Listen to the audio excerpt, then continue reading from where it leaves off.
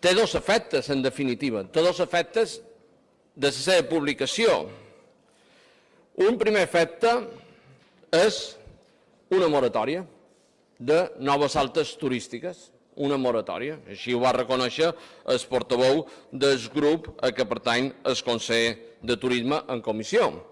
I un segon efecte, l'increment de la sanció, de la prohibició. Això són els dos efectes reals de la llei, ja que tota la resta d'efectes que pot tenir aquesta llei, en tot cas, queden remesos a una futura zonificació per part dels consells o una futura reglamentació per part de l'administració pública. I vostès fan una llei que l'únic efecte a priori, l'únic efecte a un primer termini és incrementar la prohibició, és a dir, sancionar més. Això és tot l'efecte que té, a part de la moratòria. Per tant, des d'aquest punt de vista s'igualen absolutament les posicions del Partit Popular amb les posicions dels grups que donen suport. Nosaltres sí que trobam que el lloguer turístic és una activitat que socialitza els beneficis del turisme. És una activitat que democratitza el turisme. És una activitat que dinamitza l'oferta complementària, la restauració, els supermercats, els bars, etc. I les nostres esmenes, en definitiva, van adreçades en aquest sentit, en el sentit de fer una llei que faci possible que aquella oferta de qualitat que compleixi uns determinats criteris se pugui realitzar en tota la legalitat i sense cap emperons. La definició de lo que és una estada turística i de lo que és un canal de comercialització turística. Tots vostès saben que la llei d'arrendaments urbans del 2013 preveu que se pugui fer un arrendament de temporada, lògicament lligat a un dret constitucional com és el dret de propietat, i que se pugui fer, que sigui una cosa diferent, un lloguer turístic subjecte a control per part de la normativa sectorial, és a dir, per part de la normativa turística autonòmica. Què és el que diferencia aquest arrendament de temporada d'aquest lloguer turístic?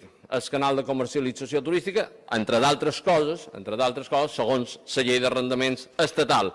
I bé, la regulació del projecte de llei amb una esmena que s'ha introduït en ponència en relació a la definició de canal de comercialització turística, el que fa, en definitiva, és buidar absolutament l'arrendament de temporada, perquè realment no hi ha espai perquè un propietari pugui fer arrendament de temporada, ja que d'acord amb la definició que introdueix aquest projecte de llei, tot lloguer per dies o per setmanes és lloguer turístic subjecte a la normativa sectorial turística i per tant no hi ha espai, s'ha buidat l'espai d'aquest arrendament de temporada del propietari. Vostès arrebaten amb aquest projecte de llei en l'Ajuntament de la seva competència. L'Ajuntament deixen de ser determinant, deixen de tenir un paper clau a l'hora de zonificar. Els ajuntaments només seran consultats, però la seva opinió ni és vinculant, per tant no val per res. Els consells insulars faran el que voldran independentment de lo que opinin els ajuntaments. Això, en definitiva, és deixar sense competència en l'Ajuntament. Ja els vaig dir en comissió que és molt trist que uns partits que després s'omplen la boca del municipalisme el que facin és fer una llei en contra del municipi. És coherent i se diu en la llei de propietat horitzontal de l'Estat? No.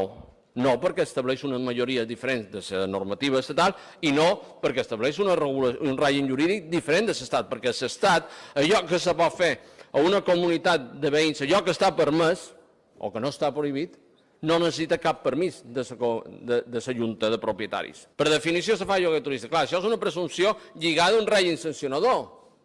Fer lloguer turístic sense autorització té una sanció. Per tant, se carrega la presumpció d'innocència proclamada a l'article 24 de la Constitució, el qual genera, lògicament, molt de dubtes, perquè qualsevol règim sancionador sempre l'administració té la necessitat de, abans d'obrir l'expedient sancionador, fer una prova, l'establiment d'un caramull de requisits, a l'article 50.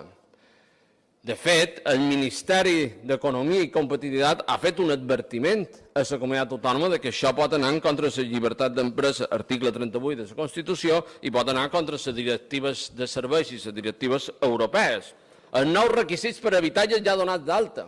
A nosaltres se'ns va dir que feien demagògia quan va sortir el primer esborrany del projecte de llei perquè això no havia d'afectar en els habitatges donats d'alta, en els habitatges que tenien autorització. Aquesta postura se va anar matitzant i fins i tot el Consell en Comissió va haver de reconèixer que sí, que tenien raó, que efectivament afecta en els habitatges donats d'alta i en els habitatges amb autorització, que això genera distorsions en els drets de l'habitatge i al final l'exposició de motius de la llei, en poques paraules, se ve culpar dels problemes de l'accés a l'habitatge en el lloguer turístic. I nosaltres no estem en absolut d'acord amb aquest diagnòstic, perquè el problema de l'accés a l'habitatge, com deia un article molt recent, és multifactorial i té molt a veure, un, en la manca de política d'habitatge del govern de les Illes Balears, un.